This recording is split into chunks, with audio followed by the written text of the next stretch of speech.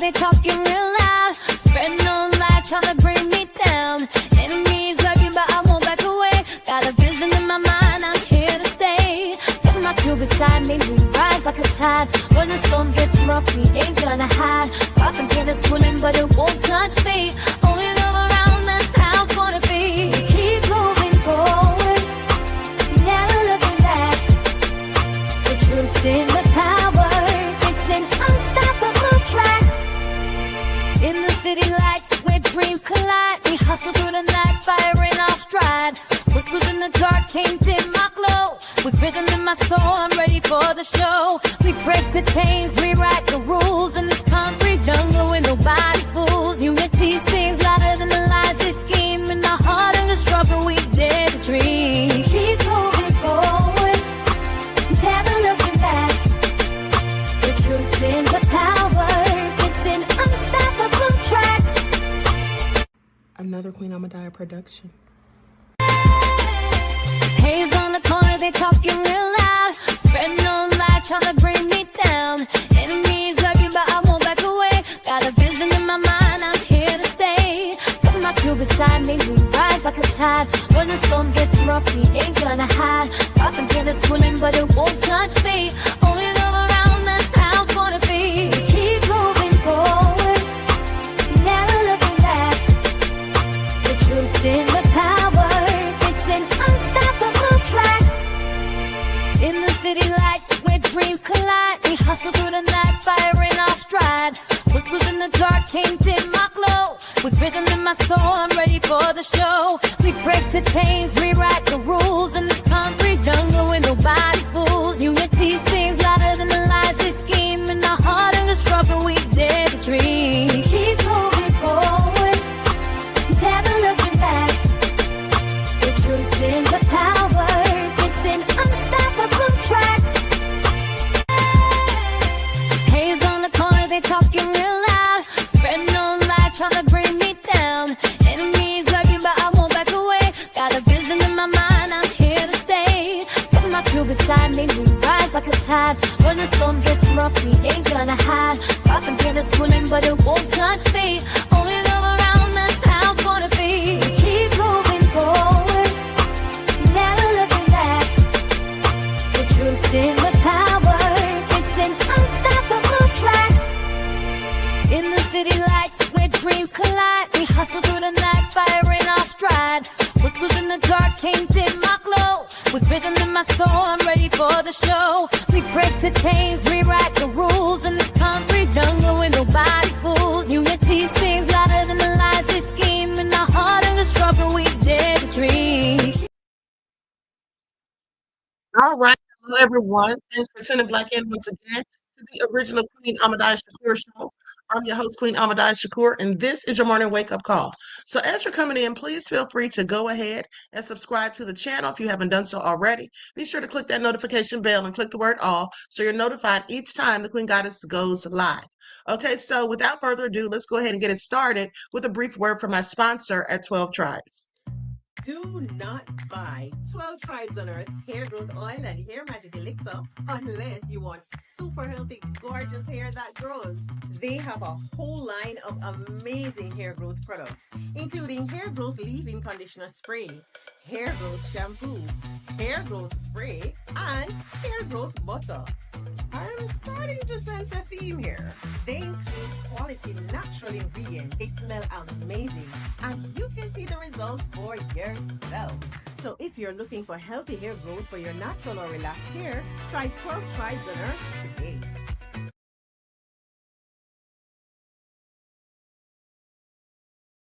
Okay, so don't forget, you can purchase 12 Tribes hair oil at Etsy.com. Just look for Lisa Crafts. Okay, so with that all being said, let's get into it. Everybody, please be so kind as to hit that like button. Thank you in advance. Okay, I have a couple of things I'm downloading. Give me just a second.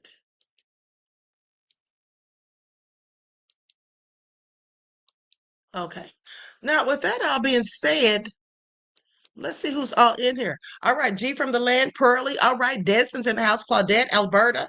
All right, let's get into it. Okay, most hated bronze flat power god, Queen Sam is here. Sunset Nights. All right, Edward, I see you. G from the land, Deronda. Okay, Lorraine is here. Vince, I am from the UK. Broken Silence, my aunt Egypt, Susan Butler.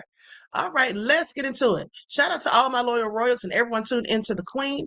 Y'all know I love me some royals. Okay, so let's go ahead and get this party started. Charleston White. Charleston White, I have never liked this man.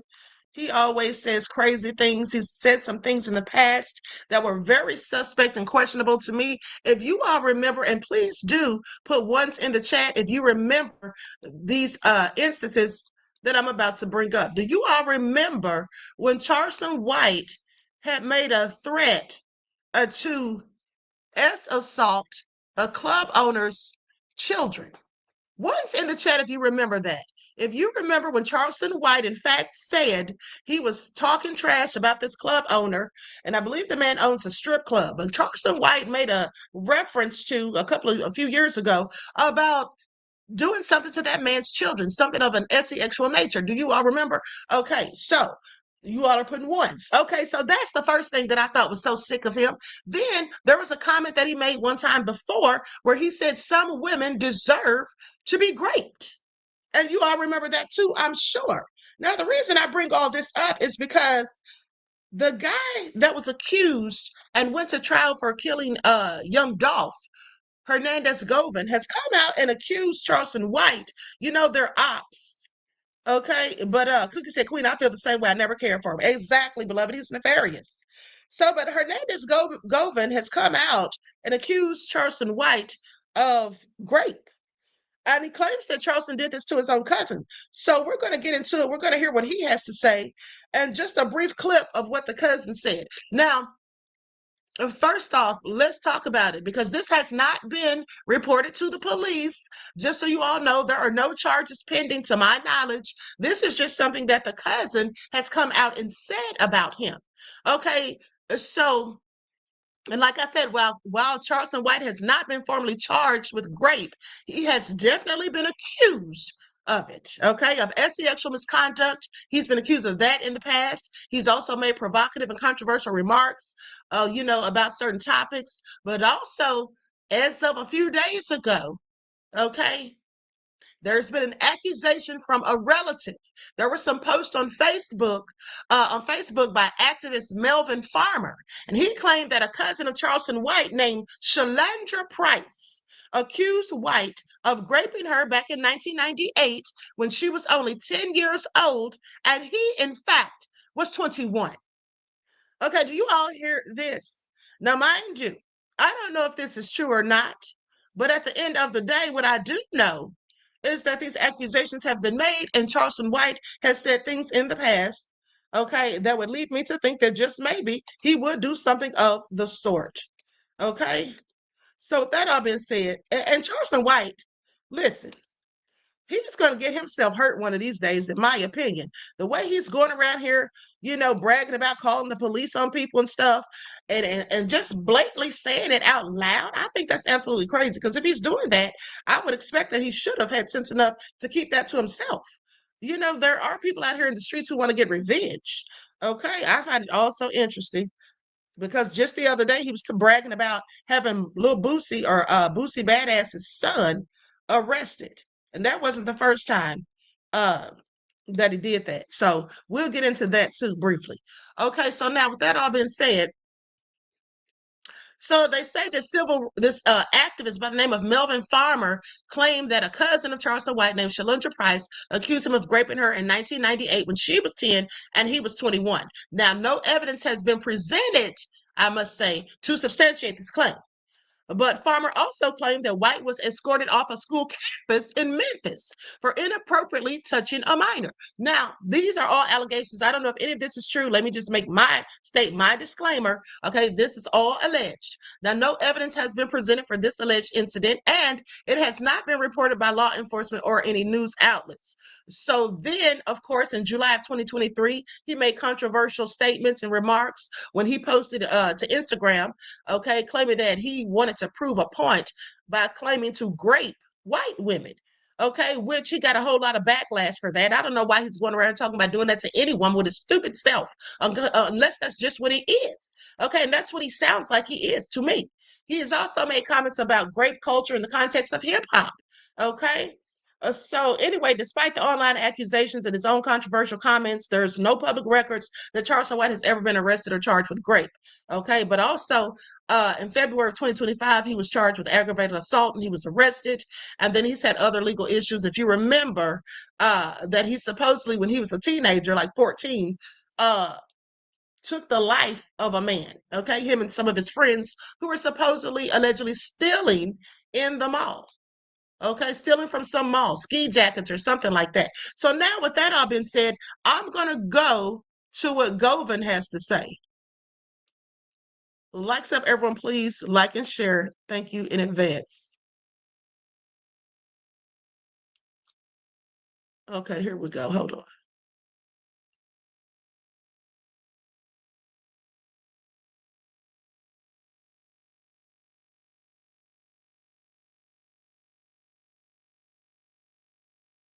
Hold on, beloveds. Hey, Charlie, we're going to get straight to it. Do the name Shalondra Price ring a bell? I know it does, because that's your little cousin, your own flesh and blood. Someone that you did some very strange things to. I've been communicating with this well-respected civil rights activist, and he informed me of the things that you have done, and also about the open investigation that's on you concerning Shalondra Price and others. But I'm gonna let the civil rights activist explain for himself on what took place, because I can't explain it better than him. Melvin Former, civil rights activist, Los Angeles, California, and a credible messenger. And as you know, I investigate a lot of high-profile cases. So if you didn't know, now you know. And one of them is to be Charleston White, where you blacks, I don't give a damn, with your country asses have set and supported a pedophile over other people that are doing the things that could save your child. Now, you can call it what you want, say what you want, because your opinions won't matter in the court. As of now, I don't give a damn who you are. Say cheese is up on the investigation because they knew Charleston White is a pedophile. They from Texas. He his 10-year-old cousin, Shalondra Price, whose sisters, grandfathers are all related to Yolanda White, which is Charleston White's mother, who's the Wicked Witch of the West. Now, Idaho, you think you finna just get out of jail, come out the streets, beat a murder case, start talking online, talk to City Nash, talk to another nigga, and now all of a sudden, you the nigga who gonna take me down. You the nigga who got some information that I done raped somebody. You ain't got no paperwork, no police report, you ain't got no victim. You just say all of a sudden, Okay, so still talking trash. Y'all hear that? Still talking trash. I mean, you ain't got no paperwork. You ain't got no nothing. Okay, well, here's his cousin, Shalonda Price, and this is like a minute-long clip of what she had to say. I had watched one of his videos here recently because I had heard about how he was on there making jokes about when we was little, we used to have sex with our cousins. What the fuck? I mean, I'm sorry. What do they do that? But just what I wanted to reveal because I didn't feel like everything was appropriate at the time. We got district clerk office paperwork here now. So District clerk. Thursday of November 1998, Charleston White signed a court order arrangement to now or anytime after the day above contact the victim, Shalondra Price. Fine was 11 years old of age when contact was made. Sexual direct penetration was made. Defendant has previous convictions prior to current event. Paragraph 1 states the test was positive for defendant semen. So, I mean, We got everything from the detective's name to the signature of the district clerk. I mean, I don't know.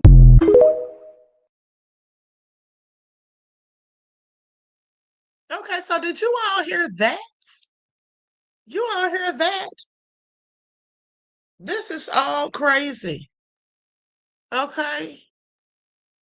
This is all crazy. And you know what? Charleston White, I don't put anything past him. Now, I don't know this man in real life, but I don't put anything past him just based off of the ignorant things that he has in fact said. Okay? He has said some crazy things that any grown man with common sense would not have said. And he seems to think that GRAPE is a joke because he has joked about it. And he's, like I said, talked about how some women deserve it. Who deserves to be graped? And then pay attention because the cousin, they're saying that when this all supposedly happened to the cousin, she was 10, okay, 10 years old, and he was 21. So what does that tell you? So that makes me further think that what he said about the club owner's children, that he absolutely would try to do something like that. This is all so sick and crazy. And just so you know, anybody who would say something like that about children had to have been thinking it. You had to have been thinking it as far as I'm concerned. Because why would that ever have even come out of your mouth? Why would that even have ever been a thought in your head? Okay? Make that make sense. And the cousin said that he was on somebody's video and he was laughing or whatever, talking about when they were little, what they used to do to each other. Like, that is funny. Charleston is a whole hot mess. And also, like I told you all, let's go to these clips of him. I'm waiting for this other video of Hernandez Govin to upload. It's like a 5-minute video. It says he gives a warning to Charleston White. Now, I don't know what he says on here. I haven't watched it. I just saw this pop up on my TikTok. Okay, so I just downloaded it real quick. So let's get into this video, though, where he's talking trash about calling the police, admitting that he called the police on Lil Boosie's son. Oh, actually, here's the Govin video, so we'll listen to this first. Matter of fact, when we was in the mall and I was purchasing the clothes for my daughter to fly back in, she was the one that initiated the call between me and the stepfather, who she's no longer with. And they've been separated for a while now.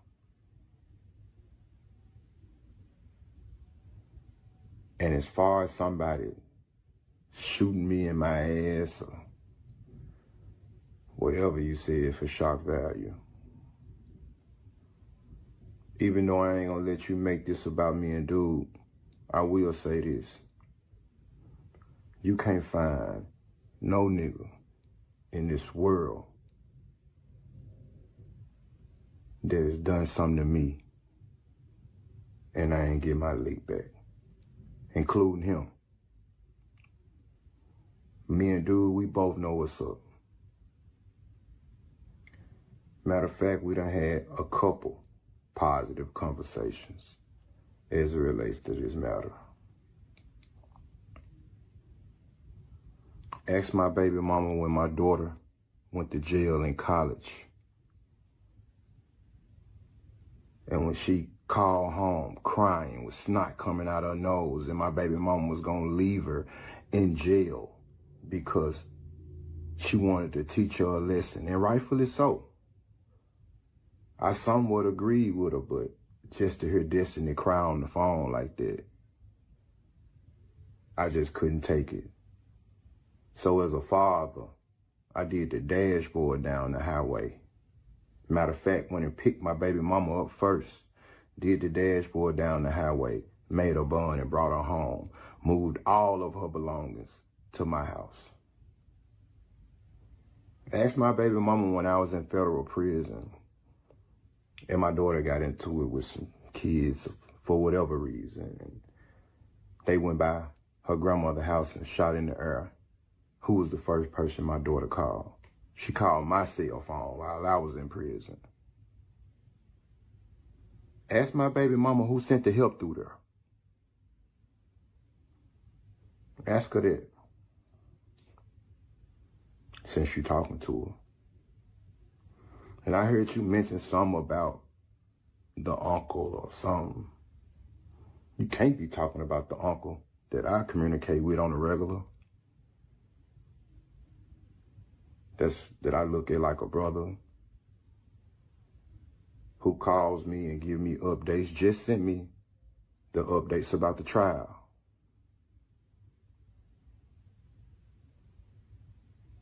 Ask my baby mama when they was concerned that my daughter's belongings were being stole out of the house by certain individuals. Ask my baby mama who she called. Ask my baby mama who blocked those people in and searched the entire vehicle to make sure that Destiny things were still there.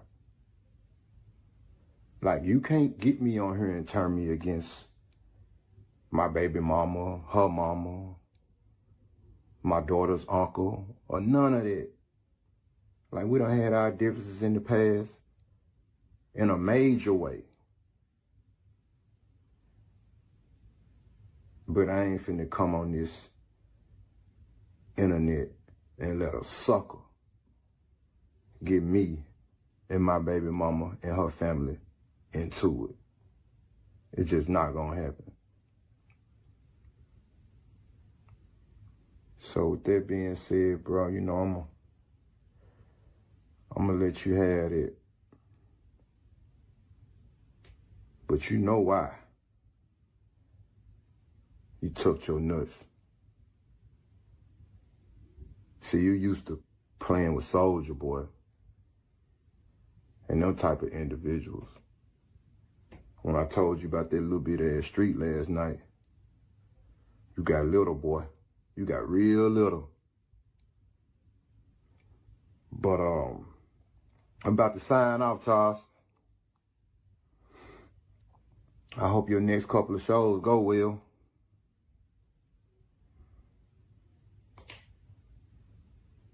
Probably need to invest in some great security. Because from what I hear, it's a few people very upset. Did y'all hear that, honey? That was threats. Okay, did y'all hear that? That was low-key threats, honey. Okay, please pay attention. He said you need to invest in some good security. Did y'all hear it? And that man sounds like he's serious, honey. Okay, that man sounds like he means business. Okay, if I was Charleston White, honey, I'd be hiding somewhere under a rock right about now. He can take that man as a joke if he wants to, but anybody that gets on the internet and boldly lets you know what time it is, okay, indirectly or directly, honey, you best to be watching your back, Charleston White. And Charleston White, let's not forget about Boosie Badass is probably on you too, because here's what he said about Boosie's son. Breaking news, I just got to Atlanta. I got Tootie Round arrested within 2 hours of stepping foot on Atlanta soil. I told y'all I was gonna get him. I told y'all, say this, somebody gonna get my badge. Somebody gonna get my police badge. I told this Tootie. I told you, you scared me. I'm not finna come to Atlanta and try to do shows and Tootie Round. Woody, you keep scaring me, I'm gonna revoke your probation. Man, don't scare me, because you can't unscare me once you scare me. How you can't unscare a nigga once you done scared it? Say, listen, Boosie, I told you I was going to get that boy to crash out. You should have told your baby mama, Boosie, the only reason I keep it comical and just don't go in, because you smart. You know how to ignore me. But your son been harassing me, Boosie. He been calling my phone in the middle of the night. He been threatening me, talking about he can't wait to see me. He got on Academics page the other day, said he can't wait to see me. I got in Atlanta, and guess what I had to do? Have y'all got that boy yet? That's one of the first things I called. I called last night, and I had Miss Fannie Willis. Have y'all got that boy yet? He said, nah, we ain't got him yet, Charles, but he gonna do something. And lo and behold, guess what, man? What is Tootie doing riding around with a goddamn switch? Hanging with T.I., boy. I knew that boy had that switch in it. I knew that boy had that switch in it. Because you know they get him boy with that. They get him 10 years. I was in Atlanta at least 2 to 3 hours before they had eyes on Tootie before he was arrested. Great job, boy. Remember, I had him arrested in Austin. Remember, he went to jail in Austin. Y'all keep eyes on the boy. So anytime I'm around, the police know to keep eyes on everybody I'm having a problem with, because I already called Hey, y'all, listen, coming to town. I'm having problems with these people that already threatened me. They know to Govin. Oh, he next. I'm gonna get Govin Hernandez next. Y'all just hold on. Ain't that boy name that killed out? Yeah. Govin Hernandez. You next. You Mr. Potato Head. Yeah. You got an Idaho potato head. Yeah, Mr. Idaho potato head. He got one of them Idaho potatoes. They got them curves in it.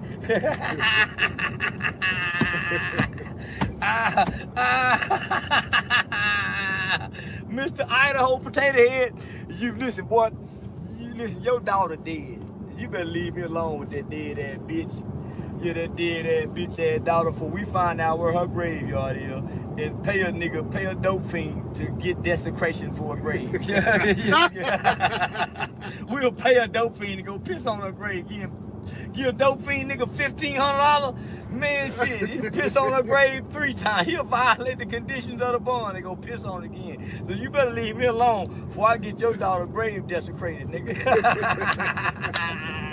I'm a mean ass nigga when you bother me, and I ain't scared of you. You hear about he gonna get you? It mean that nigga ain't gonna get nobody, and somebody trying to get him. I bet you don't want to do that boxing match. Go over to Hernandez, man. I bet you don't. Cause I'm gonna let everybody know, hey y'all, we got a fight this weekend with Govin Hernandez. I'm gonna let everybody know, say y'all, this where he gonna be at this weekend. We got tickets for sale. If y'all wanna take pictures, yeah. I get you killed quickly, boy. I'm not bullshitting. So let me know where you wanna meet up at, so I can let everybody know where we go meet up at. Get that nigga killed like a motherfucker. Say, and they gonna let somebody kill you like they let somebody kill Big Juke. You said yourself, and the police, so y'all just done that to Dolph, nigga. You think we just gonna let you walk around here and we believe the jury? We don't believe nothing the white man court system say.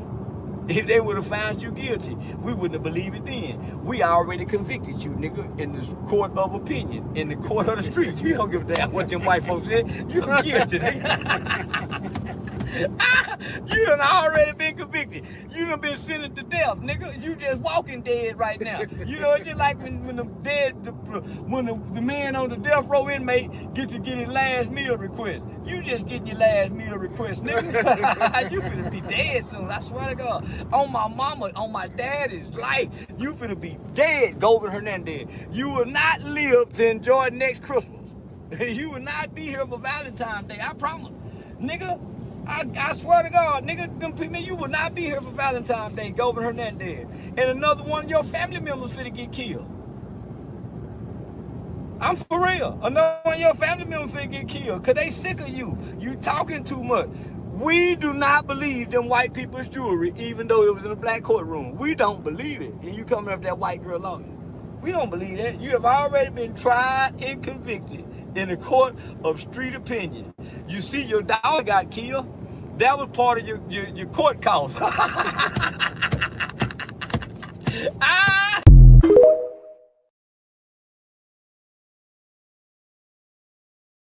Okay, I'm convinced that this man is insane. Who talks so disrespectfully and thinks they're just going to keep walking the streets? Okay. That's right. Claudette said it's only a matter of time. Yes, somebody is definitely going to peel his cap back one of these days for these antics and the disrespect and talking about that man's dead daughter, talking about people in his family are going to be dead and he is too. Honey, even if that's true, why didn't he just keep it to himself? It's all crazy, honey. I think you should never let the ops know what you're up to, but hey, this is the day of the internet age and people just do whatever. Okay, DJ Big Six said the power of the tongue. Exactly. Exactly. Hey, Janie Lynn, beloved. Okay, so with that all being said, yeah, Diane, he is crazy. I absolutely believe it. So with that all being said, now let's talk about Charlie Kirk's wife, Erika, because she gave a speech a couple of days ago after he died, and I thought it was very interesting. Sound like she low-key gave a warning. But also, I wanted to ask you guys if any of you have received this, because this is what I received on yesterday, much to my chagrin. You all see that? Child, that's what they sent me yesterday on a whole text message. Erika Kirk, I refuse to let the movement die, the movement Charlie built die. It will only grow stronger, bolder, louder. Join me. Oh, I know they didn't, honey. They really tried it. Okay, they really tried it. Did anybody else get anything like that? Did anybody else receive anything like that? Okay. Now, with that all being said, yeah, that was interesting. So she gave this speech once in the chat. How many of you saw her speech that she did? How many of you saw her speech? Once in the chat.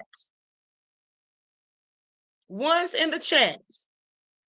If you all saw her speech.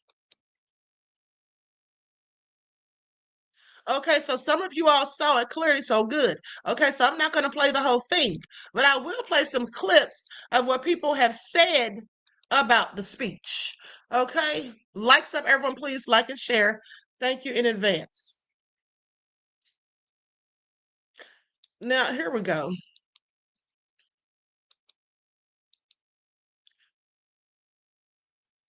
Okay, this is when they held a prayer for Charlie Kirk, and they claim it turned into chaos. I don't know what happened.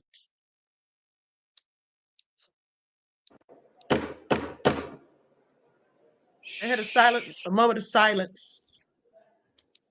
The chair would ask that all members present in the chamber and those in the gallery please rise for a moment of prayer for Charlie Kirk and his family.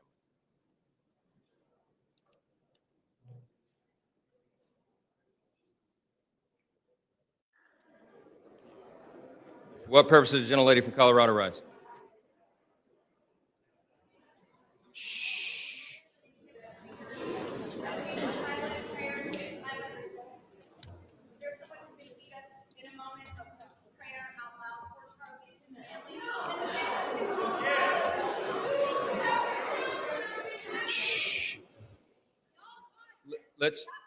Let's wait a minute. Wait a minute. The House will be in order. The House will be in order. The House will be in order.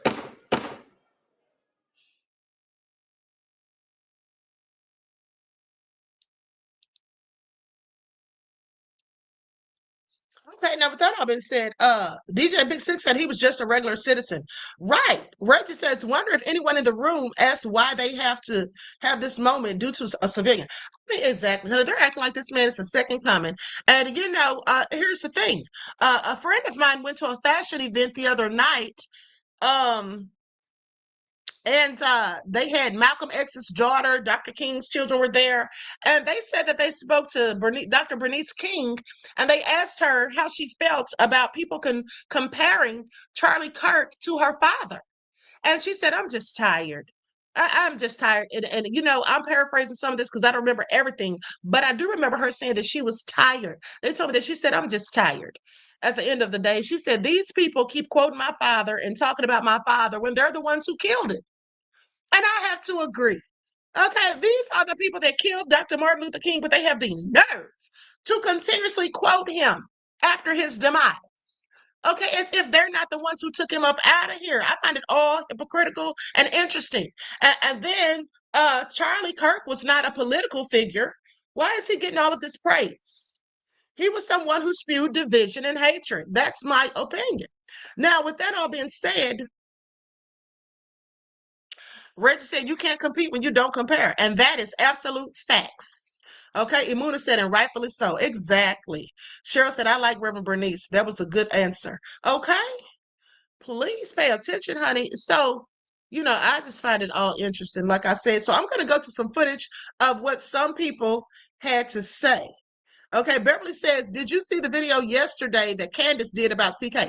No, I didn't, beloved, but I did see one she did a couple of days ago because I showed it on here, and she was sounding like she was about to cry. I didn't see it. Maybe I'll try to find it later. Okay, so now I'm going to go to some of these people and their thoughts on the speech that Charlie Kirk's wife gave. Wait, Erika, did you just say that Charlie Kirk spread love and positivity into this world? Did you just actually get on national television and say that shit? I mean, the delusion is fucking diabolically mind-boggling. You can't... This what? If that dude spread love and positivity, then what the fuck did John Lennon, MLK Jr. spread? Malcolm X, what did they spread? My God, I'm living in a place where delusion is running fucking wild. What the hell is wrong with people? Is that a threat? Evildoers responsible for my husband's assassination have no idea what they have done. Erika, who is they? You mean them? Your own clan? They should all know this. If you thought that my husband's mission was powerful before, you have no idea. You have no idea what you just have unleashed across this entire country. Let's wrap this up by the morning so you can stop being delusional and take your anger out towards them, not us, because we had nothing to do with this.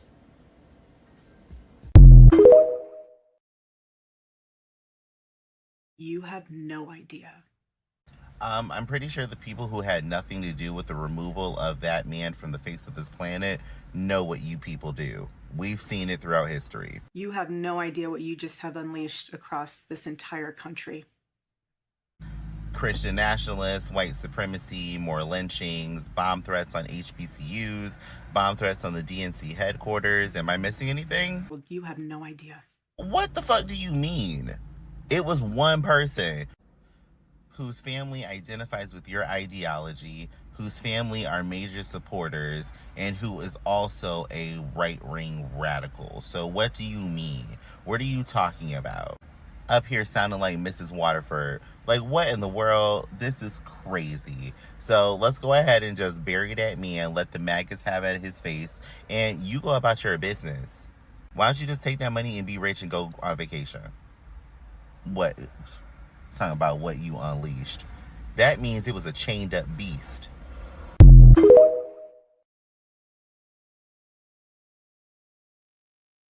You all heard that, honey. She said they don't know what they've unleashed. Now, that sounded, in my opinion, like a thinly veiled threat, or as Reggie said, a dog whistle.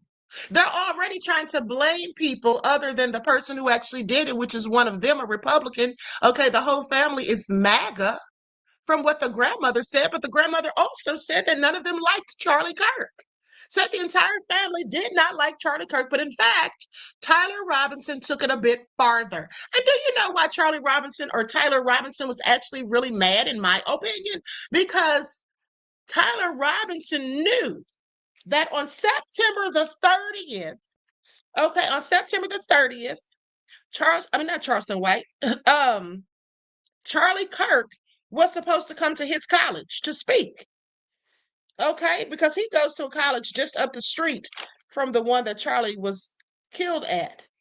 Okay, so he was supposed to be speaking at Tyler Robinson's school, his college, on September the 30th. Now, mind you, Tyler didn't want him there, and so there were other students as well who didn't like Charlie's ideology, and they didn't want him to come there. And so they actually started a petition, which many of them signed. They signed a petition against him coming.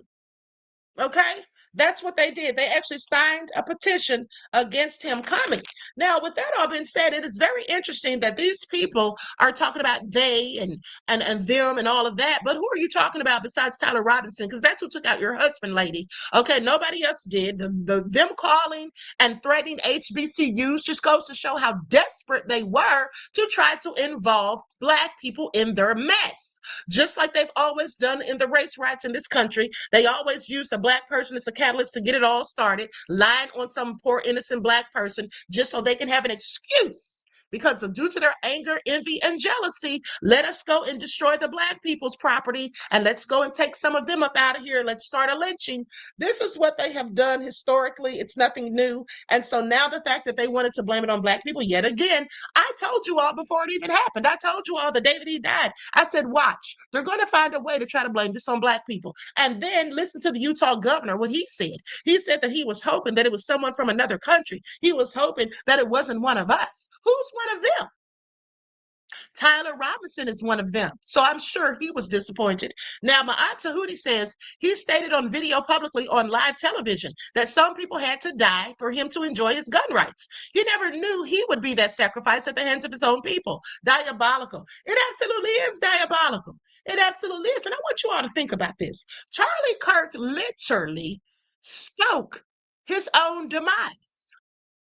He spoke his own demise. He's the person who said that he didn't believe in empathy.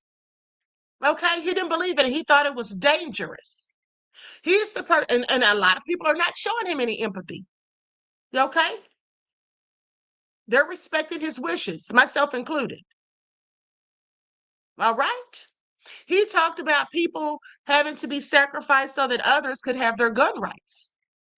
And then he was that sacrifice. He talked about Black people. He spoke a lot about Black people, you know, and the things that we did and the crime in our community. But what he never spoke about was crime in their community. Okay? Maybe had he spoken about crime in their community as well, people wouldn't look at him so unfavorably.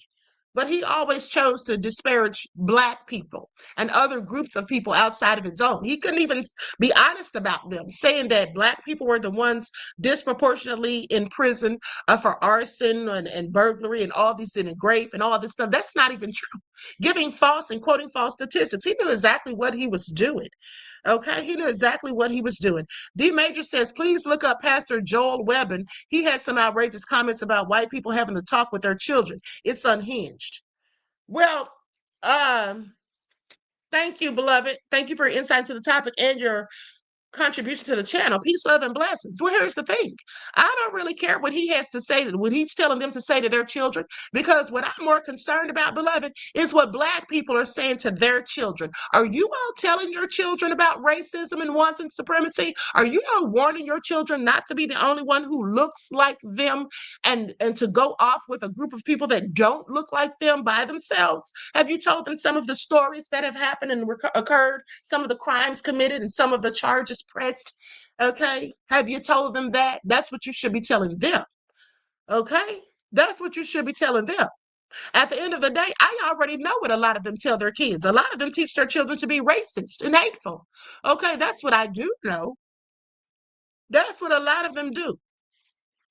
Teach their kids to be racist and hateful, because that's a taught trait. That's nothing that somebody's grown with, born with. Okay, that is something that people are taught. People are taught to be hateful.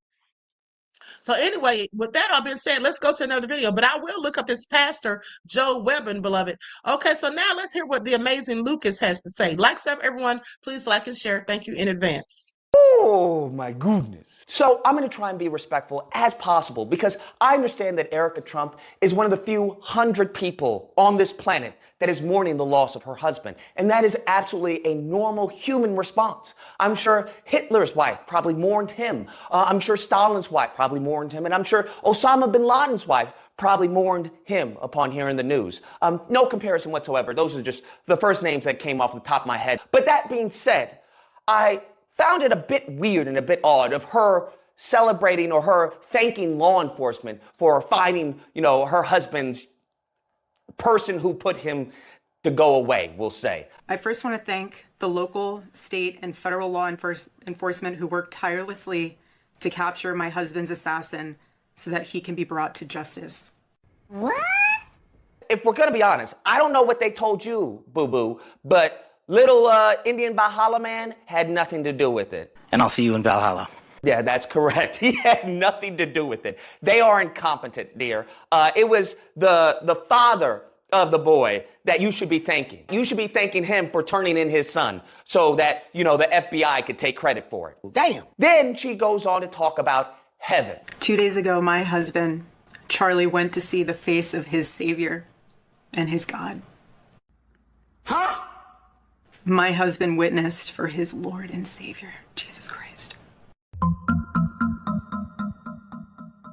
And, whew, I hate to be that guy. I really do. I genuinely really do. But let me inform you on something. Erika Kirk, come here. Come close.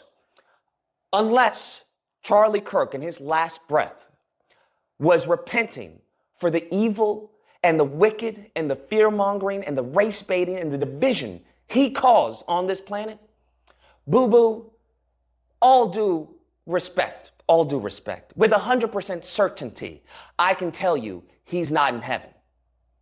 He may be in Valhalla, though. Now, I understand some of you may be upset, so let me go to the scripture that Charlie Kirk alleged was professed to be spreading to the people.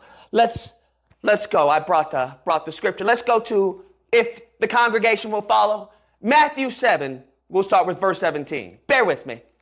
So every good tree bears good fruit, but the bad tree bears bad fruit. I'm sorry, if I see a black pilot, I'm going to be like, boy, I hope he's qualified. Interesting. A good tree cannot produce bad fruit, nor can a bad tree produce good fruit. It shows they were actually better in the 1940s. It was bad, it was evil, but what happened? Something changed. Every tree that does not bear good fruit is cut down and thrown into the fire. So then, you will know them from their fruits. Not everyone who says to me, Lord, Lord, will enter the kingdom of heaven.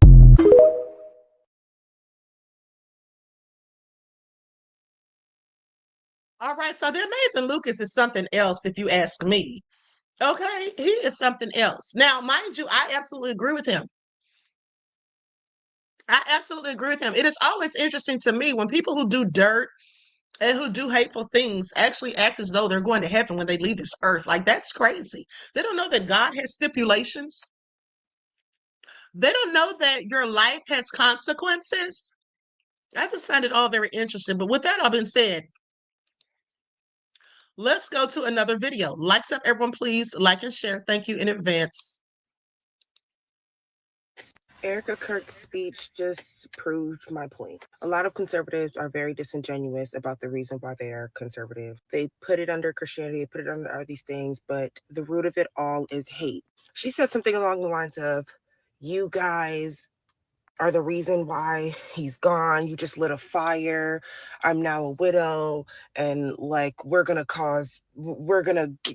essentially just, I don't even remember the words, but I know essentially her rhetoric is leftist. This is your fault. And we're going to deal with you guys accordingly. But the person who took your husband's life wasn't even a leftist. Like, do you mean that you're finally going to raise war against the super right-wing conservatives? Because that's who did that. How the fuck black people get in it? How the fuck the gays get in it? How the fuck the leftists get in it? How the fuck we end up the person that you talk about you need revenge on?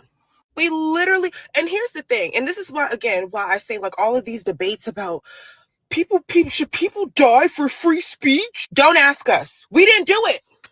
Don't ask us. Am I missing something here? Shouldn't you be questioning the right-wing conservatives?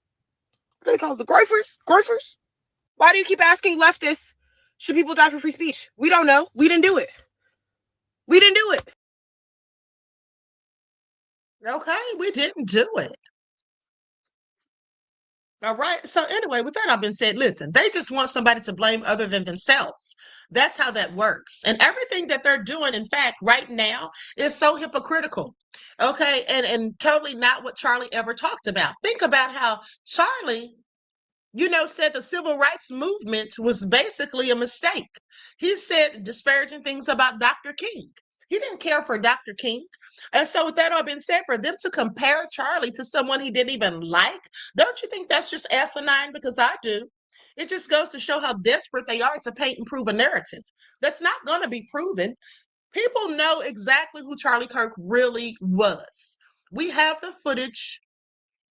We heard the things that he said. We know the way that he felt because he made that abundantly clear. So for people to sit here and act like he was some angel, some good Christian who was holier than thou, it's just hilarious to me. It really, really is. And for them to be mad at us, honey, don't be mad at us. Like that clown coming in here yesterday talking about he was going to report my page because of what I was saying. I don't give a damn. The bottom line is this. Don't sit up here and be mad at black people because we didn't have a darn thing, to do with Charlie's demise. Okay? We're not the ones going out here acting like snipers and all of that.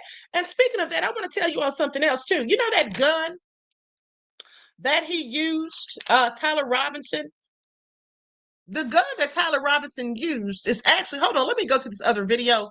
We'll get to that in a second. Like so, everyone, please like and share. Thank you in advance.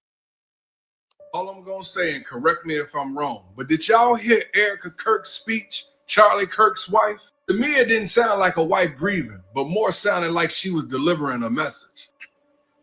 Have no idea what they have done.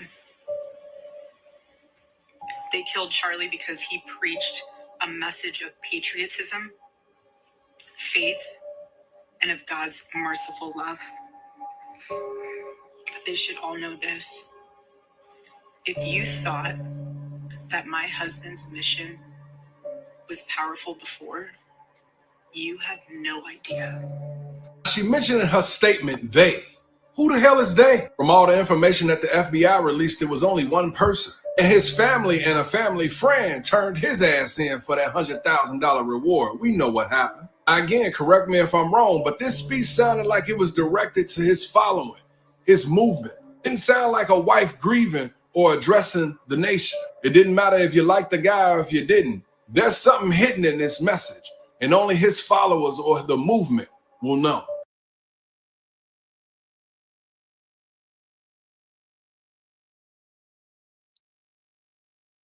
Okay, you all heard that.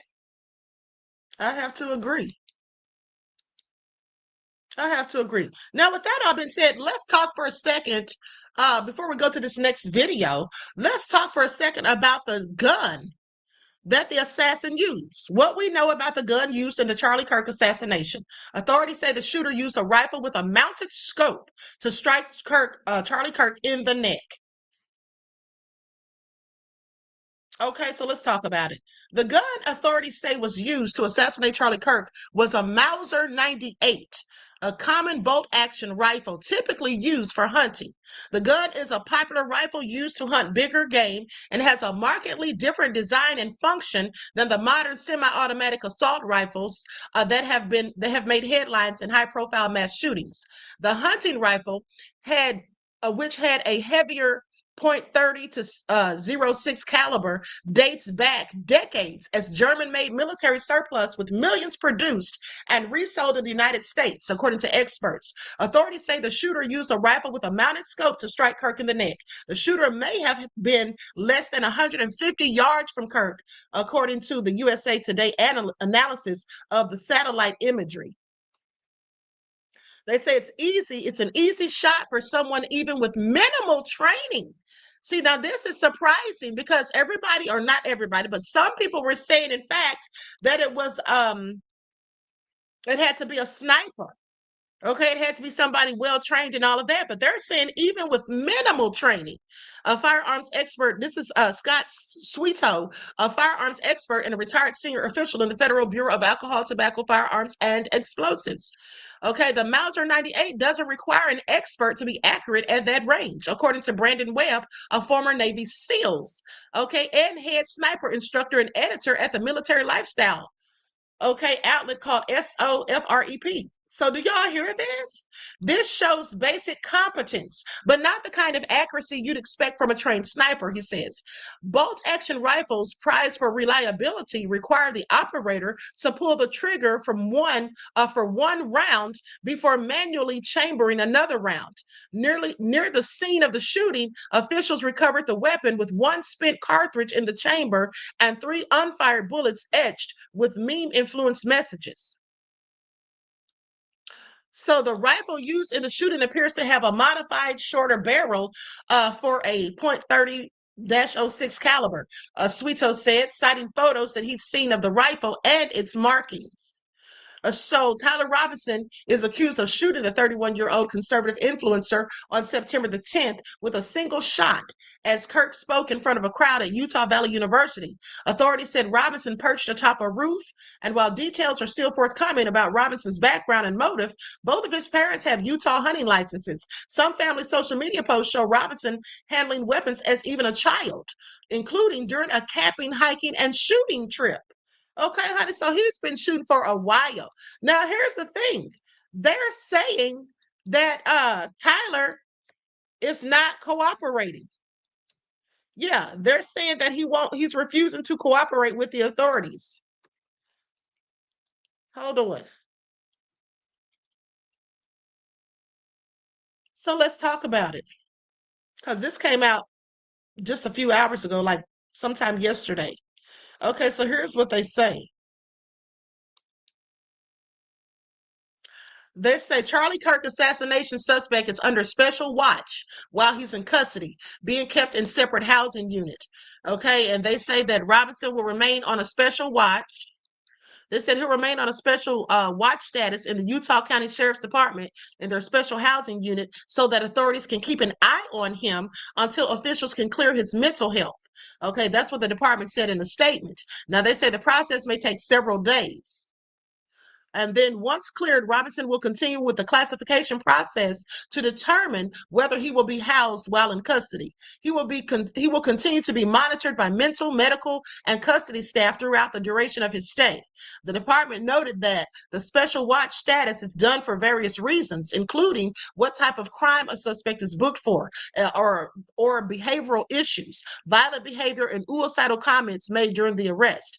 The sheriff's department said that it has not been made specifically aware of any suicidal comments or concerns regarding Robinson. Robinson allegedly shot and killed Charlie Kirk, 31, on Wednesday at Utah Valley University. Kirk, a married father of 2 young children, was speaking to a crowd during a Turning Point USA event on the school's campus. Robinson was arrested following a 33-hour manhunt. A law enforcement source previously told Fox News Digital that Robinson's father, who ultimately turned him into authorities, told the FBI that he recognized his son from surveillance video images that the FBI had posted. They released during the manhunt. The source told Fox News Digital that when Robinson arrived at his father's home, he wanted to delete himself. He said he wanted to delete himself. The source told Fox News Digital that the father spoke with a minister that the family knew before turning his son in. Utah Governor Brian Cox told ABC News on Sunday morning that Robinson was not cooperating with authorities while he's in custody. He said he has not confessed to the authorities. He is not cooperating, but all the people around him are cooperating. And I think that's very important. Now, the governor said that Robinson's family members and his romantic partner, a man who is transitioning from male to female, are all cooperating with authorities. He added that those who know the 22-year-old say he was deeply indoctrinated with leftist ideology. Y'all hear that? They say he was deeply indoctrinated with leftist ideology. Now, I want you all to pay attention because I don't even know if I believe that because his family was MAGA, okay, at the end of the day. So, what do you all think about it? At the end of the day, I mean, what do you all have to say about all of this? I find it also interesting. I don't believe it because that report that I just read to you all, just so you know, it came from Fox News. It came from Fox News. Let's not forget how Fox News' Jesse Waters just made a threat the other day. I took that as a threat when he said, oh, they've waged war on us. So what are we going to do about it? Okay, and then talking about avenging the death of Charlie and all this stuff. That all sounded like a whole bunch of thinly veiled threats as far as I'm concerned. And I do not believe that this man was indoctrinated with leftist beliefs. I think he had the same beliefs as Charlie Kirk and the rest of them. Okay, he was in fact one of them. His whole family was, according to his grandma. Okay, so I find it interesting. But now let's go to this next video. Likes up, everyone, please like and share. Did you see the parade of angry white men chanting, "White man, fight back, white man, fight back"? It's extremely alarming to hear, but I'm more so confused. My brother in Christ, for people that look like us to the outside world, it appears that we run and own everything. So most people are curious, who are you fighting back against? And not only that, if you're talking about Charlie Kirk, if you're talking about most mass and school shooters, they're people that look like us. They're white people. So I'm genuinely confused when you're out there on the street with your tiki torches and you're yelling, "White man, fight back." What? Who are you being oppressed by? Ourselves? We need to be fighting ourselves? I'm curious. And not to mention, after the third or fourth time saying, "White men, fight back," don't you just naturally want to get quiet and just be like, oh, Maybe white men should be fighting back against our own, against fellow people that look like us. We can stand up for injustices, absolutely, but to think that white men are the ones being oppressed, hard to gain an audience on that platform, my guy. Yeah, it does seem like they just want to act as though they're the ones that are oppressed. Please pay attention. Okay, years from now, they'll likely be lying and saying we had them as slaves. Please pay attention. Now, with that all being said, out there yelling, white men fight back. Fight back for what? Just like he said. Okay, what are y'all talking about? Y'all are not oppressed. Please sit down somewhere before black men start shouting the same. Okay, like fight back for what? Okay, everything they're doing is like an indication of violence ensuing. Don't you all get that? It seems like everything that they're doing since Charlie Kirk's death is showing that they're trying to incite violence, threatening the HBCUs, talking about avenging his death, saying that you don't know what you've unleashed. All of the language that they're using is dog whistles. Are y'all paying attention to this? This is all dog whistles, okay? Which I find interesting. But so with that all being said, let's talk about Shiloh. How many of you remember Shiloh Hendricks? Once in the chat. Now, the reason I'm bringing up Shiloh Hendricks this morning is because just days ago, I had brought her story up when I was talking about Charlie Kirk and how they're talking about freedom of speech, or Charlie Kirk was a proponent of freedom of speech. And then now his people are trying to silence everybody, trying to censor people from saying what they think and feel about him. And I brought up Shiloh, the woman who called the little autistic black child who was 5 years old the N-word. Well, did you all know that she got charges pressed? Let's get into it. I'm going to share my screen. Likes up, everyone. Please like and share. Thank you in advance. Yeah, they pressed charges on her for what she did. Let's get into it. Y'all remember this woman? Y'all remember that white woman who hurled racial slurs at a black child on the playground? Well, she just got charged with 3 counts of disorderly conduct, and now she is facing jail time. This isn't just some slap on the wrist. She is being held accountable. And that's real justice in action. Think about the sickness of a grown adult targeting a child with hate. That's exactly who these conservatives are. Hateful people wrapped in fake righteousness. That's exactly what MAGA really looks like, full of hate. That's exactly what the Republican Party looks like, full of hate. They are hateful people. Here's the kicker in this whole thing. Conservatives raised almost $1 million for her, and she didn't even get to see a dime. Funny how that worked out. And what a great day to be black, like it is every day, watching hate crash into accountability in real time, and knowing our communities won't be bullied into silence is a relief. Okay, so he said that she didn't get to see a dime of that money, but that's not what she said.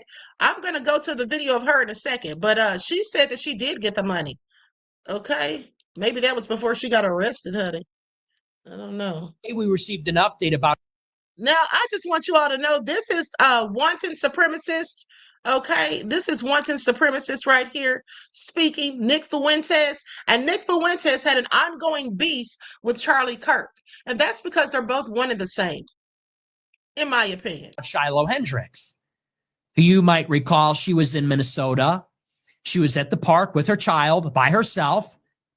And a couple of Somali guys who don't even have children came up and started harassing her. Now, they claim that she called them the N-word. They pull out their phone, start recording, and a verbal altercation ensues. Shiloh goes away. It becomes a big story. Shiloh Hendricks raises all this money. Today, it's been announced that Shiloh Hendricks was charged with multiple counts of disorderly conduct. Really? This is the story. It says the Rochester City Attorney's Office moves to leverage 3 counts of disorderly conduct against Shiloh Hendricks, a woman who used racial slurs against a Somali child with a disability, and a since viral video in April. Oh, the horror. A slur. The charges would amount to a maximum of 90 days in jail or a $1,000 fine. The legal complaint is still subject to review and approval by a district court judge, but it concludes that, quote, Shiloh wrongfully and unlawfully engaged in offensive, obscene, abusive, boisterous, or noisy conduct, or an offensive, obscene, or abusive language that would reasonably tend to arouse alarm, anger, or resentment in others. Oh, she aroused resentment in others. Throw her in jail. The city spokesperson said, quote, "This was a situation that deeply affected many people, especially our communities of color, and caused real turmoil. We acknowledge the lasting impacts this incident has had, not only on those directly involved and across our community, but also in broader conversations happening at the state and national level." So she's being charged because of the national pain of a racial slur that was said on a playground. So clearly Nick didn't care for that, okay? Clearly he didn't care for that. So with that all been said, let's go to Shiloh because she said she did get that money and was spending it quite well from the sounds of it. Okay?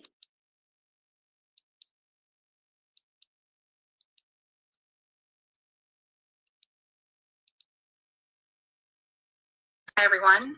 I'm Shiloh Hendricks. I wanted to take a little time to talk to you all about what's been going on with my fundraiser and the aftermath of the park situation. Also, some concern that have been brought to my attention. There are a lot of people who think that this has all been a scam, that I haven't been getting my money and that it's not going to me. I have gotten every dime of my money. It's all gone to me. Nobody has asked me for any money. So there's that. Rest assured, all the money has gone to me. When this first started, I had a handful of people helping me out. Anglo-Saxon Girl, Tom Hennessy, Paul Miller, and Officer Bobby. And they really just were guiding me through this time and promoting my fundraiser and getting the word out there about everything that was going on. So I am forever grateful for all of them for that. And then the Avi thing happened where he got fired from his job and uploaded a video and started his own fundraiser. That had nothing to do with myself and the rest of the people that were involved. As soon as we found out the truth about all of that, I severed ties with him immediately. I am not married to him. I don't know him. I've never met any of these people. So I just want to shut that down right now. When I first found out that the park video was going viral, it was terrifying, but not surprising because obviously he was recording me. It was going to get out there at some point. I did not realize I was going to have so much support and have all of you people rally around me and have my back in this situation. And it was very overwhelming. And I am so grateful for you all for that. When this first happened and I went on X and I saw Anglo-Saxon Girl had posted my video, I messaged her and I was like, hey, that's me. Just kind of needing somebody like-minded to talk to. And of course, she didn't know it was me, so we went through the whole process of proving who I was. And that's when we got the whole fundraiser started and set up. And the rest of that is history. I also just want to say how proud I am of everybody and just showing what can happen if we tribe up, and if we stick together, and if we keep fighting back. Our future, our existence depends on standing up for ourselves and not backing down. And we just have to keep on going. There's no other option. What else are we going to do? You can't be afraid of words. Don't be afraid of the people who are so fragile to a word. I am just so thankful for you all. We are in the process of looking for a home. We have looked at some, getting out of the state and starting a new life. And I want to have a quiet life. I don't plan on being an influencer. I don't plan on doing interviews. That's just not something that I would ever want to do. It's not on my agenda. So maybe someday, but I don't foresee it happening anytime soon. We're all doing okay. We've been moving around a lot. It's been an adventure. It's fun to see new places and been kind of an outlaw. Again, I just want to say that I am so grateful for all of my supporters and all of my people who have been with me through all of this. And I haven't said anything on here. I haven't done any sort of videos or spoke to anybody really. So I felt like it was about time to clear the air and just keep you updated with what's going on. And so I just want to say thank you, everyone. Okay, so she definitely got that money. Okay, she definitely got that money. With that all being said, um, Mama Joyce said word on the street is that Tyler was a Nick Fuentes fan. I bet he was, honey. I told you all of those people are the same. Now, with that all being said, here's the funny thing though. Here's the funny thing though. All these racist people who sent her the money, and if you all remember yesterday when I was live, when I mentioned her in comparison to Charlie Kirk and this whole thing about freedom of speech or whatever, and how they're talking about, oh, people are saying hate speech about Charlie because nobody's really saying hate speech. People are just talking about the things that he actually did and their opinions of him. Now, with that all being said, I find it interesting because, like I told you yesterday, they didn't have anything to say. They didn't have that same energy for Shiloh Hendricks. But here's the thing. Anonymous said her eyes are dark and empty. Yeah, absolutely they are. But here's the thing. There was somebody in my chat yesterday who said that they were racist. Remember, they admitted to being a racist in my chat, and they said that the reason they donated to her is because they're racist. And I said, I know that. And you can be racist all you want because nobody cares. Okay, nobody cares. But here's the thing. What the racist people don't know is that Shiloh allegedly was married to a black man at some point, okay, around 2011. Now, they're not together now, from what I hear, but this is clearly what has been said. And I'm sure that they absolutely don't want to hear that after they've given her almost $1 million of their hard-earned cash.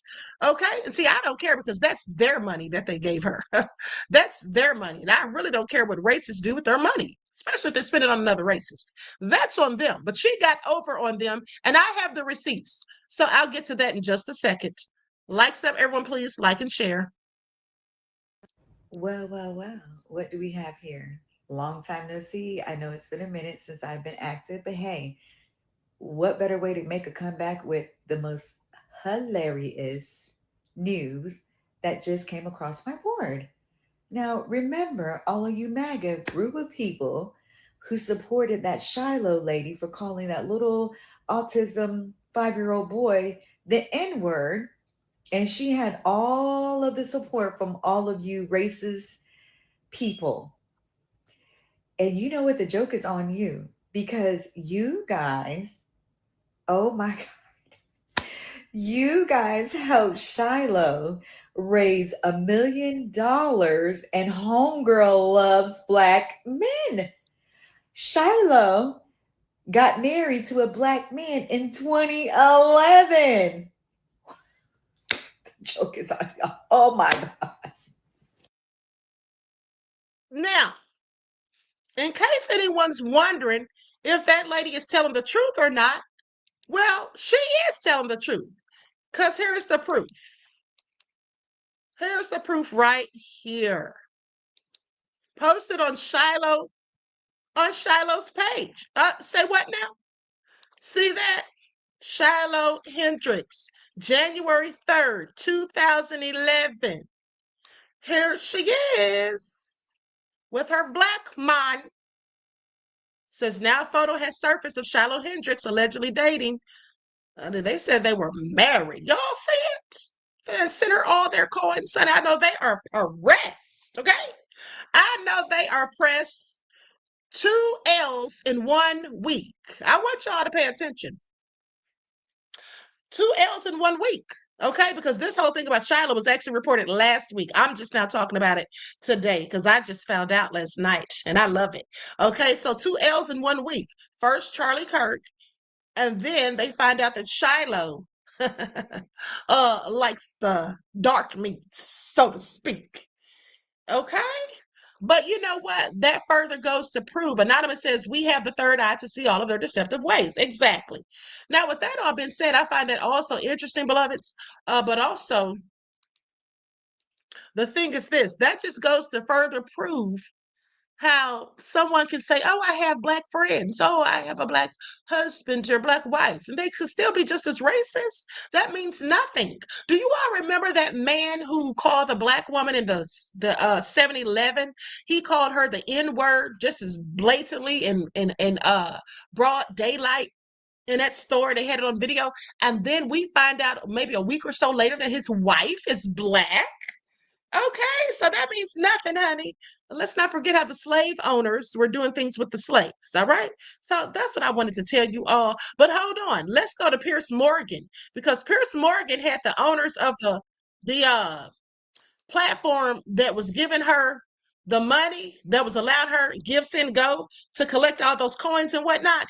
And he had the person on his show, and they couldn't even really, you know, they couldn't even lie straight. Okay. They just sounded so stupid when he was going in on them. And I don't even really care for Pierce Morgan, but I agree with him on this. It would help you corporately if you were genuinely true to your mission statement as a Christian site, that you want to protect children, and you were big on that at the start of this interview. I want to protect the kids. Right. Then you would remove her site immediately once you had established in your own brain that she'd racially abused a 5-year-old, which, by the way, she admits to doing. Right. So you could just do that like that. Yeah, no, we could do a lot of things, but in the country that we live in, there are certain fabric elements that make this America what it is, and they need to be defended. So is free speech one of them? Have upset feelings. Free speech? Free speech, freedom of expression. Really? And yet, how odd? Because Mr. Wells, unless I'm mistaken, you have now removed the ability to comment and removed all the comments on this particular donation site, haven't you? Where's the free speech rights of those people who commented? Or are you just a hypocrite? No, well, recognize what free speech is. Free speech is a prohibition against the government enacting laws to prohibit your speech. You literally just made a speech talking about freedom of expression and free speech, but you've removed all the comments from here. Why are you suppressing and censoring people's right to free speech to comment on these sites? We have, as a private business, the right to operate our business the way that you have the right to suppress free speech. I don't dispute it. I'm just curious why you pretend to be this great defender of free speech when you're literally doing the opposite.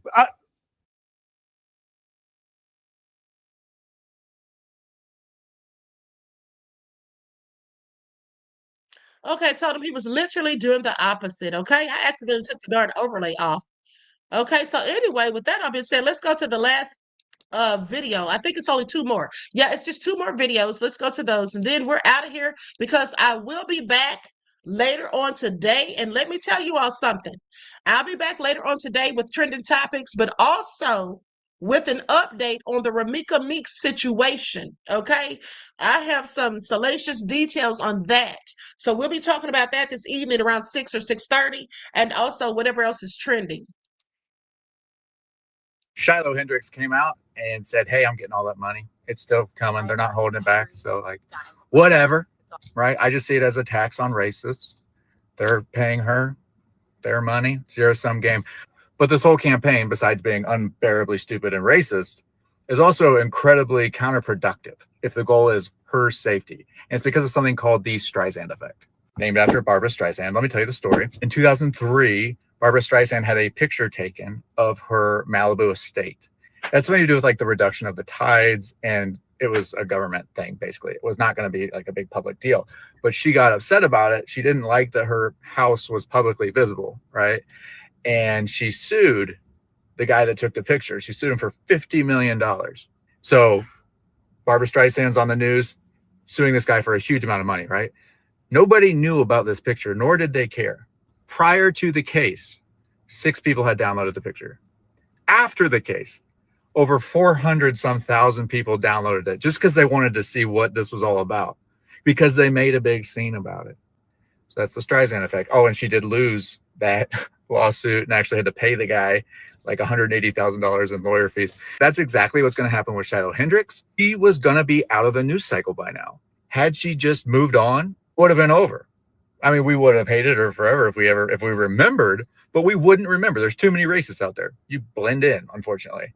But now she is like racist Rosa Parks for them. She is this turning point in this moment that they think they're having right now, where she is just going to be kind of maybe in the history books, if anything crazy happens right now, right? Like if anything were to happen wild involving race, she would be mentioned because it's a very big moment. Like, wow, holy crap, someone said that to a kid and got that much money. So that's what's going to happen. And she's not going to be able to buy her way out of that. No matter where she goes now, people will find her and they'll know. I'm not saying, anything about that. I'm just saying if that was the purpose, it's not going to pay off. You made it 80,000 times worse. So have fun, Barbara. I mean, Shiloh. All right. So he said what he said.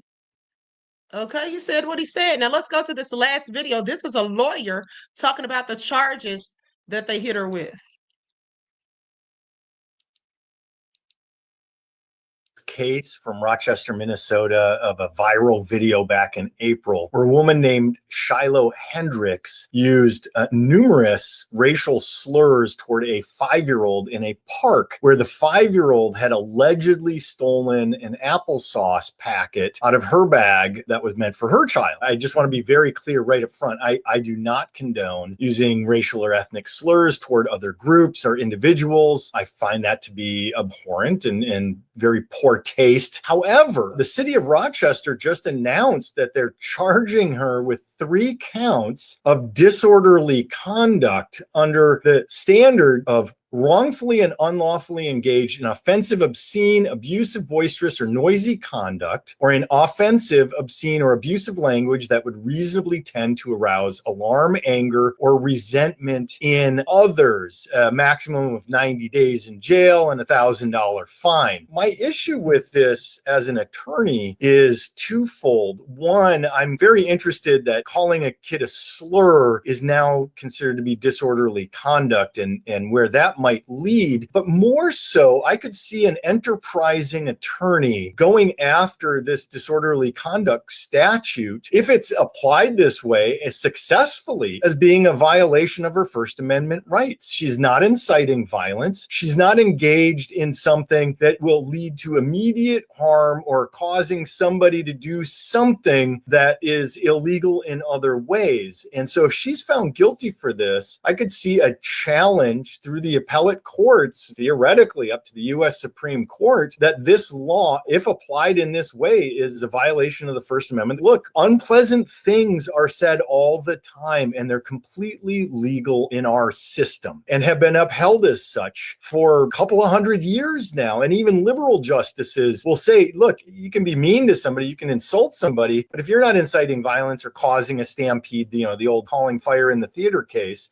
which may or may not be correct, but it is case law that is precedent and still is good. This is a potentially dangerous slope. I'd love to hear your thoughts on it. Again, I do not condone racial or ethnic slurs used this way, especially against a child. Do I agree with Shiloh Hendricks? Absolutely not. But is it a violation of disorderly conduct statutes, which really is meant for things like loud radios, loud cars, loud obnoxious parties? That type of a thing is usually how disorderly conduct is applied. But here, what do you think? Is this a violation of Shiloh Hendricks'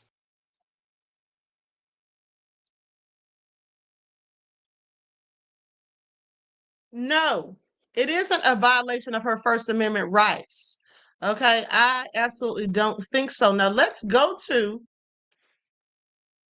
it up. Let's look up disorderly conduct in Chicago. Sorry, why am I saying Chicago?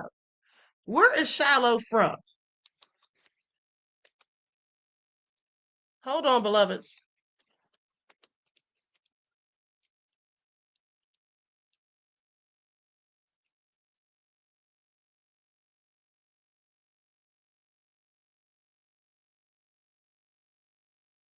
Okay, so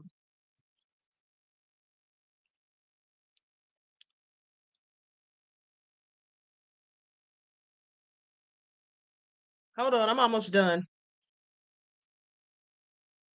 Okay, so here's what it says. That lawyer, he told you all what he thinks of, how he feels about disorderly conduct, how it's usually for someone talking loud or being loud or, obnoxious or whatever. Okay, so she lives in Minnesota.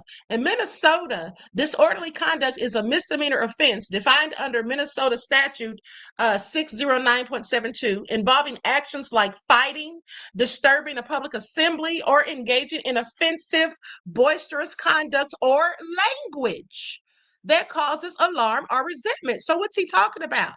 That's the law in Minnesota. So what she did was she did engage in offensive, boisterous conduct or language. That's what she did. That caused resentment and alarm because she did it to a child. Now, penalties include up to 90 days in jail and a fine of up to $1,000. However, penalties can be more severe, up to a year in prison and a $3,000 fine if the conduct involves a vulnerable adult. Defenses can include freedom of speech, self-defense, or a misunderstanding of a situation. Now, that's what they can try to say, freedom of speech. But here's the thing. Hate speech is not protected speech. Everyone should know that, including Nick Fuentes with his stupid self. Hate speech is not protected speech. So when she called that little boy the N-word, that was hate speech, and that's not protected. And also, there used to be a law in some states, which is probably why they arrested her, because there was actually a law in some states about, what do they call it? About fighting words, okay? About saying things that invoke a fight. So anyway, with that all being said, she should have been arrested, as far as I'm concerned. Now, sadly, she got to keep all of that money, but at the end of the day, she's likely going to need it. Okay, so here it is right here. Now, I want you all to pay attention because, like I said, there's something called fighting words.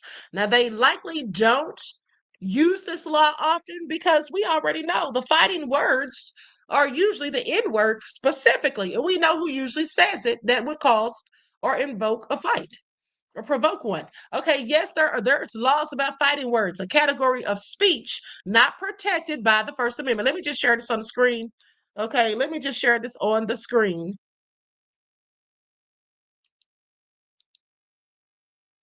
Okay, likes up, everyone, please like and share. D. Major Scaling says there's a difference between letter and spirit of law.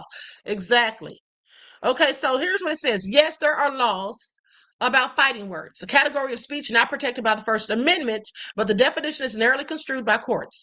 Okay, introduced in 1942 in a case of Chaplinsky versus New Hampshire. Fighting words are defined as words that by their very utterance inflict injury or tend to incite an immediate breach of the peace. While the doctrine is still law, its application has been significantly narrowed over time, making it difficult for the government to prosecute speech under it. And we all know why that is, like I said, because they don't want to prosecute people who don't look like me for calling us the N-word. That's what they don't want to do. But in Shiloh's case, that's what was done. Though they didn't use that specific law about the fighting words, they got her, with the disorderly conduct. Okay, so that's good. That's good enough for me. Now, with that all being said, someone sent me a video. Someone sent me a video. Let me see what this says.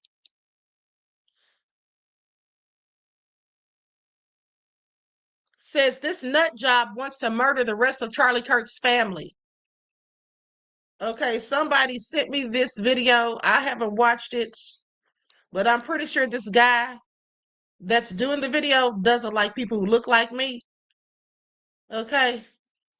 Doesn't like people who look like me, I'm pretty sure. So I really don't care to show this video.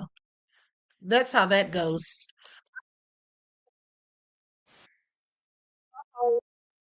A whole racist, because that's what he is. And I'm sitting here reading the comments to his video, and looking at the transcripts or the captions to what he's saying. Yeah, he's clearly racist. I'm not showing his video. Okay, if there's information in his video that I need or want, I'll get that on my own, but I'm not showing his video. Okay, that's what I'm not going to do. I don't promote racist on my channel. All right, but nonetheless, thank you for sending me the video, beloved. Okay, thank you for sending me the video. So what I will do, because something about the video supposedly says there was a second shooter, there was another shooter or something like that. Okay, so I'll look for that information myself, and then maybe I'll talk about that later on the next broadcast. Hold on. Matter of fact, let me just Google it real quick. Like stuff, everyone, please like and share. And while I'm looking for this real quick, let me give you all a video or something. You all know not Charlie Kirk, Charleston White. Hold on, where's that video? Charleston White had said something about HBCUs. He was talking greasy about HBCUs. And I'm not just talking about the other day when he was going off on them, but he was talking about how he would never send his children to HBCUs. Hold on, let me see if I have that.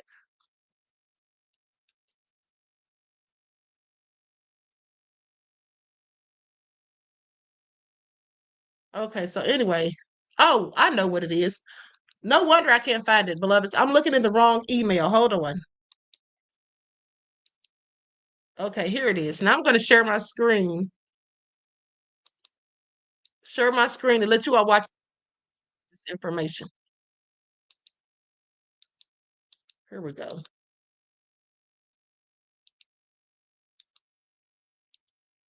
We put an overlay on this. Oh, I don't care about HBCU. I would never send my child to a HBCU. My daughter going to a white school. I went to a private white school, nigga. I'm not into nothing all black, especially education. Because when black people put their degree for a job, the Fortune 500 companies stay away from HBCU CEOs. They're too emotional to run a business. They was coddled with black academia. They wasn't really challenged. They was given a crutch and they was given an excuse that they could never get past a glass ceiling called white oppression and white supremacy. So who wants to hire someone with a limited thinking ability that always believes something is over them that prevents them from going over what's over them? Meaning they could never succeed or exceed past any expectation that the white man put on. Man, we used to, man, I don't want to hear that talk about nigga. White boy ain't never stopped me from doing nothing. Nigga, I know what it feel like to stand over a white man and watch him die. And I can live and I'm free to talk about it. Y'all heard that? Now, he actually thought that was something for him to brag on, standing over somebody and watching them die. Darn devil. Y'all hear that? Yeah, that's Charleston White. I don't know how some people admire him. Like, for what? It's absolutely crazy. Okay, so anyway, with that all being said, I just looked up the stuff that was in that video, supposedly. In the video, they were talking about somebody threatening Charlie's wife and family. They said it's a TikToker. I just looked it up. Estoy do Cuse. Let's see if I can find this person. Okay, they said this person made a threat to Charlie Kirk's wife.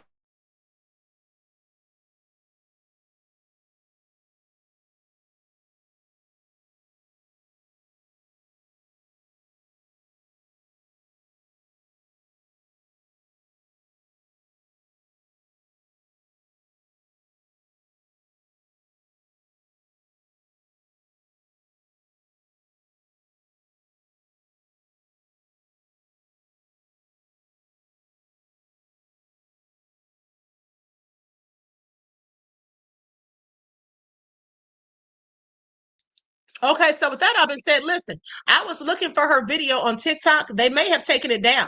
From the sounds of it, they should have. Okay. Reggie said, Queen, we have like mind. I was just thinking that. Okay. So D Major Scaling, thank you for your insight into the topic, beloved, and for your insight for your contribution to the channel. Okay, peace, love, and blessings. Now, with that all been said, here's what they say. Okay, was there a threat against Charlie Kirk's family? That's what I typed in. Says yes. Several reports indicate that there have been threats against Charlie Kirk's immediate family following his shooting and death, specifically toward his wife and children. A TikTok user identified as Estoy Dokusai, also named Nori Bell, made a video in which she called for violence against Kirk's widow and kids, saying things like, get rid of the whole family. Conservative commentators and social media users have called for the FBI to investigate these statements, considering them death threats. If you like, I'm sorry, there's something else. Okay, so basically with that all being said, this person has to be a complete fool. Why would you come online and say something like that on the TikTok video? Why are you, first of all, calling for them to get rid of the wife and kids? Get rid of the whole family? Like, what do you mean? That definitely sounds like a threat. Okay, I can imagine they're going to be in some trouble. All right. But then the person in that video also said something about a second shooter, which I looked up. It says there is no credible evidence so far that a second shooter was involved in Kirk's death. According to Utah authorities, they have no indication of multiple shooters. The shooter is believed to have fired one shot from the roof. And they talk about what kind of gun he used or whatever. There could be. They say 2 people were detained shortly before the shooting. Okay, well, it looked like the guy was showing some footage or whatever of possibly a second shooter on his video. I'll look for that footage. Like I said, if I find it, I'll be back to talk about it later. Okay, so anyway, without further ado, I'm out of here. Everyone, please like and share. Subscribe to the channel if you haven't done so already. Be sure to double check and make sure you're still subscribed to the channel, especially if you have not been receiving your notifications. Okay? Matt Rick says, crisis actors just producing rage-baiting propaganda that they know will move the other side. Yeah, I believe that too, beloved. I absolutely believe that. Okay? With that all been said, I love you all to life. Enjoy the rest of this beautiful day. Each one teach one. That's how we grow and thrive. Do something productive, constructive, but never destructive. And always remember, beloveds, to keep the Most High first in your lives. Peace.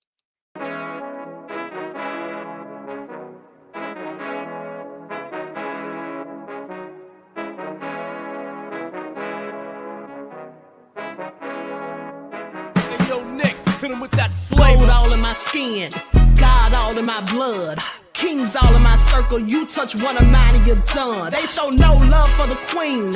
Why you hating on me?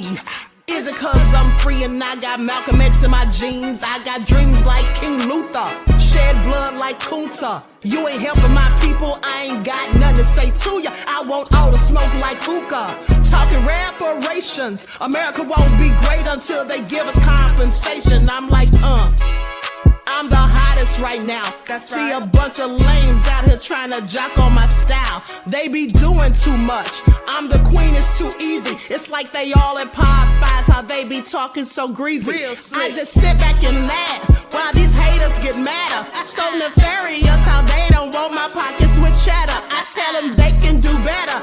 These snakes in the grass can leave a bite on your ass, cause y'all be trusting too fast. I got my foot on the gas, other one on they necks. Dropping receipts on haters, you better show some respect. I'm never facing regrets, we only facing the threats. Running through every challenge like a relay, break no sweat.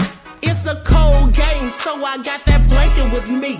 Now that my people awaken, ain't no going to sleep. I do not play by my piece. This time I'm playing for keeps. You talking slick, but when I see you like them ends, we gon' meet. And I got gold all in my skin, God all in my blood, kings all in my circle. You touch one of mine and you done. They show no love for the queen. Why they hating on me? Is it cause I'm free and I got Malcolm X in my jeans and I got gold all in my skin, God all in my blood, kings all in my circle. You touch one of mine and you done.